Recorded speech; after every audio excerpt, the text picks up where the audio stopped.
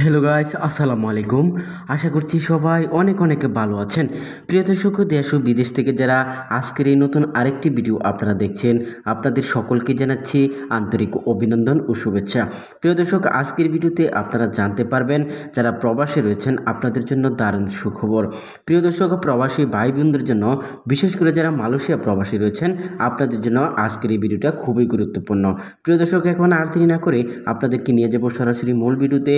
চলুন তাহলে দেখানো যাক।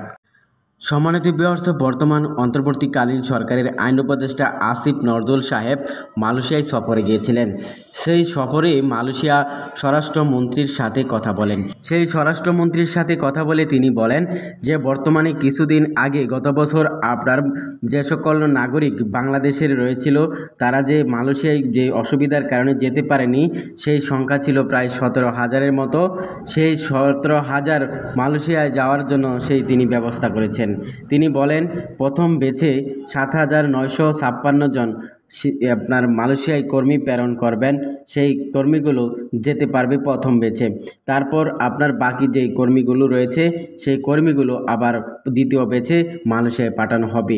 গত বছর 17,000-এর মতো মালয়েশিয়ায় কর্মী প্রস্তুত ছিল যাওয়ার জন্য, যেতে পারেনি বিশেষ সমস্যার কারণে বাংলাদেশি নাগরিক।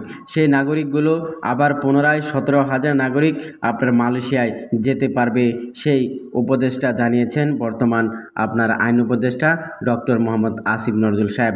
তিনি আরও বলেন মালয়েশিয়ায় যে সকল নাগরিক অন্যান্য দেশের যে সুবিধাগুলো পাচ্ছে, মাল্টিপল ভিসা যেগুলো, সেইগুলো বাংলাদেশি নাগরিকদের জন্য সুবিধা করার জন্য তিনি তাগিদ দিয়েছেন মালয়েশিয়া স্বরাষ্ট্রমন্ত্রীর কাছে। প্রিয় দর্শক, তিনি আরও বলেন গত বছর মালয়েশিয়ায় 17,000 শ্রমিক যেতে পারেনি। আপনার সেই শ্রমিকগুলো পুনরায় মালয়েশিয়ায় নিয়োগ দেওয়ার জন্য সেই স্বরাষ্ট্রমন্ত্রীর কাছে তিনি অনুরোধ জানিয়েছেন। প্রিয় দর্শক, আরেকটি গুরুত্বপূর্ণ বিষয় তিনি জানিয়েছেন, সেটা হচ্ছে মালয়েশিয়ায় বাংলাদেশি প্রবাসীদের জন্য মাল্টিপল ভিসা চালু করবেন।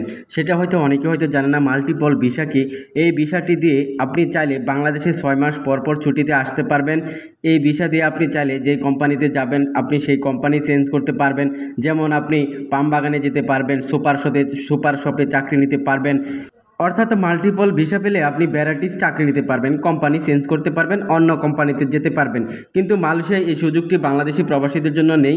সেই সুযোগটি দেওয়ার জন্য মালয়েশিয়ায় স্বরাষ্ট্রমন্ত্রীর কাছে তিনি জানিয়েছেন বাংলাদেশের বর্তমান আইন উপদেষ্টা আসিফ নজরুল সাহেব তারা নিয়মটি চালু করবে বলে জানিয়েছেন।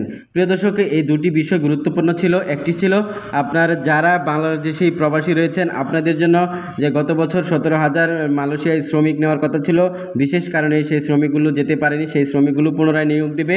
আবার মাল্টিপল ভিসা তারা চালু করতে যাচ্ছে বাংলাদেশি প্রবাসীদের জন্য। সেই ভিসাটি দিয়ে আপনি যে কোনো কোম্পানিতে যেতে পারবেন, চেঞ্জ করতে পারবেন, আপনি 6 মাস পর পর ছুটিতে আসতে পারবেন এবং মালিক চাইলেও আপনাকে 6 মাস পর ছুটিতে পাঠাতে পারবে।